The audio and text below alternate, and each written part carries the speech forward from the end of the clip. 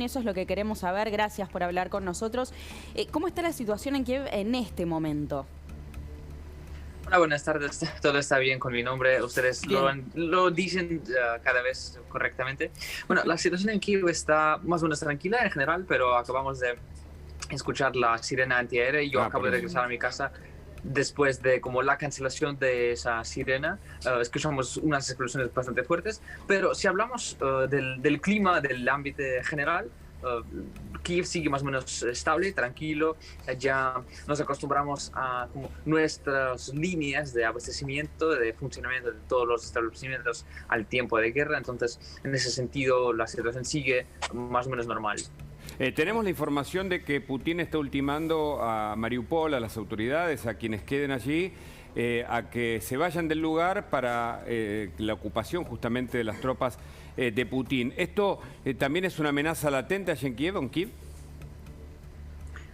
Sí, ellos siempre hacen estas declaraciones o estas amenazas muy abiertas, muy amplias, que, por ejemplo, tienen que desnazificarse o tienen que ceder Mariupol o tienen que ceder Crimea o algo, pero lo hacen, yo creo que en mucho sentido, para su consumo interno, digamos, es decir, mostrar a la gente en Rusia que, miren, nosotros hacemos todo para llegar a la paz, para salvar las vidas, y son nacionalistas ucranianos que siguen resistiendo, etcétera.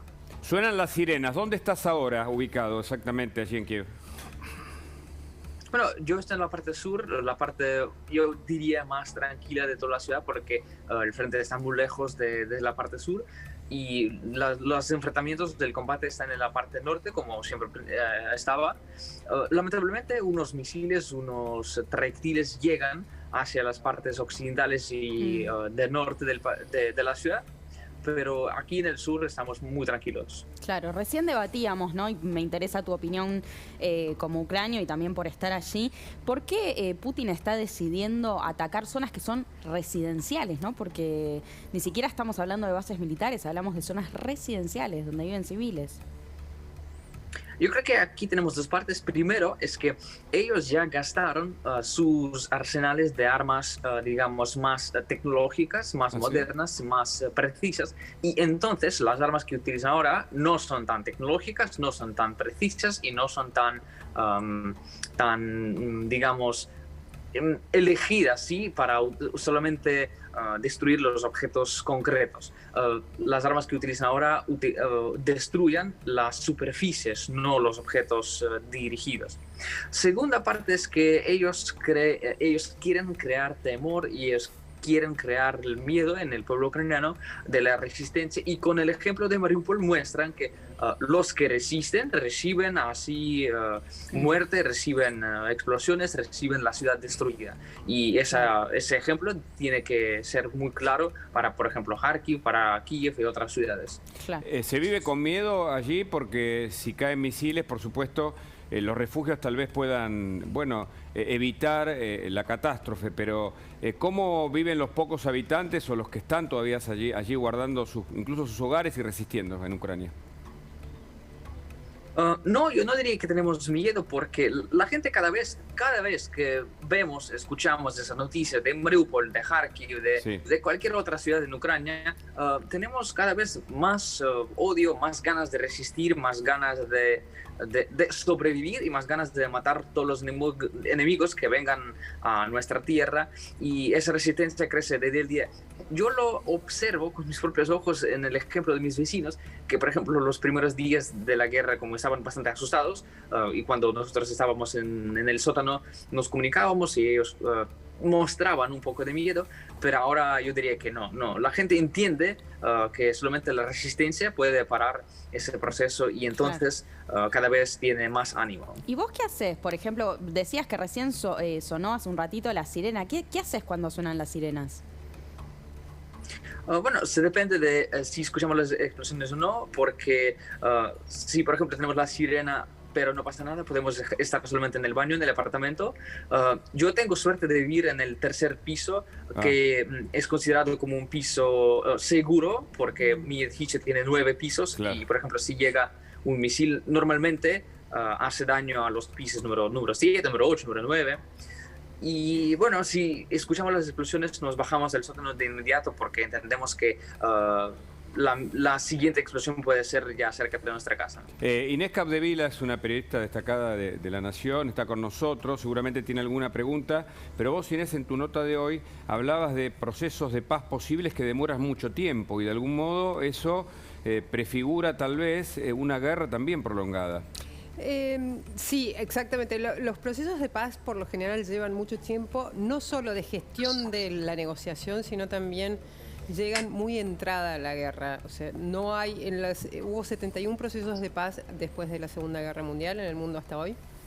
Muy pocos de ellos funcionaron y muy pocos de ellos cortaron guerras en su fase, en su primera fase, como está ahora la guerra en Ucrania. Pero yo quería preguntarle a Oleksiy, ¿no? Sí. ¿Qué piensan los ucranianos de un proceso de paz? ¿Cómo se plantan? ¿Qué quieren? Si el presidente Zelensky los representa en una reunión con el presidente Putin, ¿qué esperan del presidente Zelensky? Bueno, nuestro sueño como nuestra meta máxima es devolver los territorios ocupados, es decir, Crimea y Donbass. Es todo lo que queremos, que no nos toquen, que váyanse de aquí y que nos devuelvan Crimea y Donbass. Esto es todo lo que quiere Ucrania. Si hablamos, por ejemplo, de la OTAN, ya tenemos más discusiones en cuanto a la OTAN en general, porque unos ya muestran dudas que tal vez no necesitamos la OTAN, tal vez necesitamos crear las alianzas con los países particulares, por ejemplo, con el Reino Unido, con los Estados Unidos, etcétera. Entonces, aquí tenemos, yo creo que, mucho espacio para debatir en el país en general. Pero lo que es cierto es que váyanse de aquí y que devuelvan territorios. Claro. Bueno, de hecho, aprovecho que mencionas esto de la OTAN. Zelensky esta misma semana básicamente terminó admitiendo que es muy difícil, ¿no?, entrar en la OTAN, sino casi imposible. Sí, de verdad, es que entendemos que la OTAN es la organización que tiene como su idea básica disminuir el riesgo de la guerra, ¿sí? Bajar los riesgos para todos los aliados. Y los aliados de la OTAN entienden que Ucrania, por ahora, es un miembro, digamos, problemático para ellos porque tenemos una guerra con Rusia ya, ¿sí? Claro. Y no sabemos cuál será la situación en 5 años, en 10 años, qué régimen existirá en Rusia, qué situación tendrá Ucrania, qué pretensiones territoriales podríamos tener, etcétera. Sí. Nuestro ex embajador Alberto Alonso, que estuvo en Ucrania representando por supuesto a la Argentina, también tiene una mirada porque Diego Guelar, que es otro de los que está en contacto con nosotros, nos decía que lo que busca Putin lo está consiguiendo, que es que los ucranianos se vayan hacia Europa y dejen, justamente por estas presiones y este temor, dejen esas tierras. ¿Cómo ves eso? Bueno, yo no estoy de acuerdo que los ucranianos abandonan Ucrania por temor. Es que si la gente sale, porque obviamente tenemos la guerra en la parte mayor del territorio ucraniano, en las zonas más pobladas, en las ciudades más grandes o cerca de las ciudades más grandes. Entonces la gente obviamente quiere salir a salvo. Pero lo que vemos y lo que tenemos es que primero, diáspora ucraniana en Europa ayuda muchísimo ahora al país de forma financiera, de forma envían voluntarios, envían armamento, envían cualquier cosa que pueden conseguir. Segundo es que al mismo tiempo a Ucrania regresaron cerca de 300.000 hombres que vivían en Polonia, en Chequia, y eso muestra que ese patriotismo ucraniano, ese sentimiento nacional está muy fuerte, y entonces la gente, yo estoy segurísimo que va a regresar a sus casas en cuanto sea posible. Obviamente que mucha gente lamentablemente no tendrá a dónde regresar porque sus casas ya están destruidas, pero con paso de tiempo yo creo que van a regresar y la Unión Europea no va a tener la población ucraniana. ¿Su aporte, Alonso? ¿Su mirada, Alonso, sobre esto? Yo quiero decir algo al respecto que es muy importante. De esos 3,5 millones de personas que se han ido, 80% de ellos son mujeres y niños y adultos mayores, tanto hombres como mujeres. Básicamente los varones vuelven a luchar por Ucrania y las mujeres incluso declaran en los puestos fronterizos donde salen de Ucrania que esto es una situación de paso, que van a volver a Ucrania para pelear por su tierra. Eso, hay muchísimas manifestaciones en todos los medios y creo que eso marca cuál es la determinación de todo esto. Lógicamente, si la guerra se prolonga, va a haber más muertos civiles. Putin está determinado a que quiere ganar sí o sí esta guerra. Ahora, lo que yo veo como observador es que tanto Putin como Ucrania están en una situación de lo que decimos en diplomacia lose-lose situation, ¿no? Una situación de pérdida-pérdida. Es decir, Putin no puede perder esta guerra, pero también Putin no puede ganar esta guerra. Y por el otro lado, Ucrania no puede ganar esta guerra, y Ucrania no puede perder esta guerra.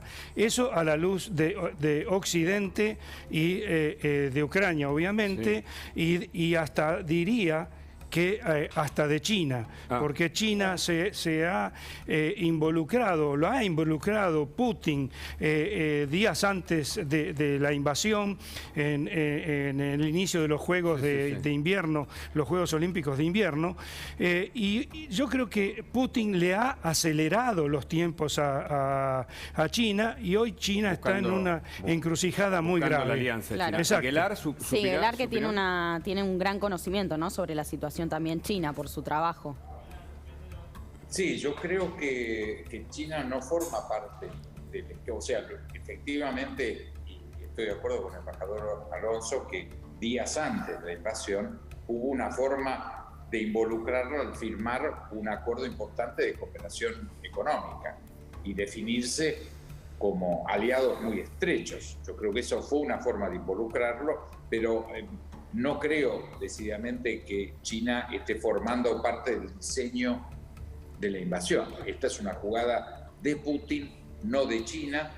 China hace de la abstención su posicionamiento, inclusive ha aclarado específicamente que no está aprovisionando de armamento a Rusia. Por otro lado, sí mantiene el vínculo comercial con Rusia, ese no se ha cortado, pero mantiene esa posición de neutralidad, entre comillas, y aspira a cumplir un rol pacificador. Esto lo han charlado con el presidente Biden en la conversación que tuvieron de 2 horas. Oleski, yo te quiero preguntar, ¿la gente sigue entrenándose como estuvimos viendo allí en Kiev? ¿Los civiles están armados? ¿El gobierno reparte armamento para enfrentar eventualmente si las tropas rusas ingresan a la capital? Ya no, ese proceso podríamos decir que está bastante finalizado, porque todos los que tenían experiencia, todos los que tenían experiencia o del combate o del servicio militar, ya están en el ejército, ya forman las reservas de las unidades regulares, y ese proceso ya está como mucho más organizado, controlado, etc. Lamentablemente no tuvimos la entrega de armas a toda la gente que quiera, y porque a mucha gente le gustaría tener armas, pero a mí incluso, pero no sucedió, y fue desde el inicio fue más organizado, fue más como controlado, y por ahora todas las estructuras funcionan ya como más en conjunto con Policía Nacional, con Guardia Nacional, con el Ejército, etcétera. Me quedo con esto. Decís que a vos mismo también te hubiese gustado poder acceder a las armas. Lo intentaste, pero no se pudo. Sí, exactamente. Y mis amigos, ningunos que yo he preguntado, que no tienen ni experiencia militar ni experiencia del combate, claro, no lo pudieron. Claro, Oleksi, y también esta pregunta va para vos, pero también para Inés Capdevila. Después me gustaría que ella dé su opinión. Entiendo que la inteligencia de Estados Unidos dijo que consideran que Putin está dilatando la negociación. ¿Cómo lo ves vos, Oleksi? No quiere una salida de la guerra, digamos. Sí, quería especificar un poco la pregunta. Sí, estoy de acuerdo 100%, porque lo que vemos es que siguen con demandas inaceptables para Ucrania y siguen con retórica inaceptable. Por ejemplo, digamos, ellos hablan de desnazificación de Ucrania. ¿Qué significa? Ellos nunca han concretado algo más de ese término. ¿Sí? Claro. Desmilitarización de Ucrania. Primero, ¿por qué desmilitarización de Ucrania? Porque Ucrania no ha tenido últimamente ninguna armas tan poderosas que pudieran ser una amenaza a Rusia. Segundo, es que desmilitarización, ¿en qué grado? Como nunca especificaron qué quieren y siguen con esas lemas propagandistas y nada más. Entonces, sí, 100% no actúan de manera verdadera. Claro, Inés, ¿tu opinión sobre esto? No, creo que hay, totalmente de acuerdo, y hay un gran consenso en esta mesa, también con Diego en remoto.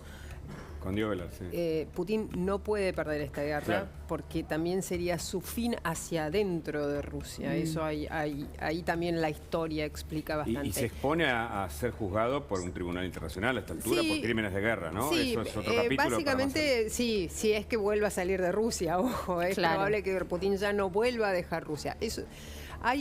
Sí, lo que muestra, y es muy interesante ver esto, todos los días hay una señal de Putin, una señal de las Fuerzas Armadas rusias que no están dispuestas a ceder y que la guerra va ganando en crueldad. Ayer fue el uso del misil hipersónico, hoy hay un dato que es verdaderamente cruento, es estremecedor. Al parecer están tomando rehén a miles de personas de Mariupol, las fuerzas rusas, y las llevan forzosamente a Rusia, que no queda tan lejos.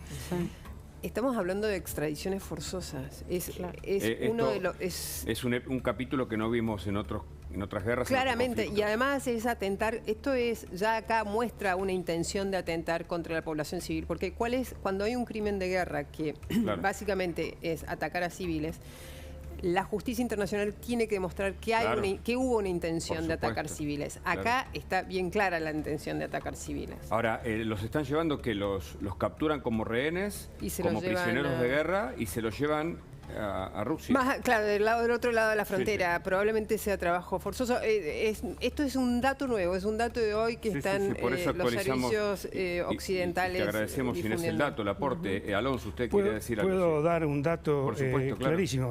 Todos nos enteramos hace unos días que habían tomado prisionero al alcalde de Melitopol.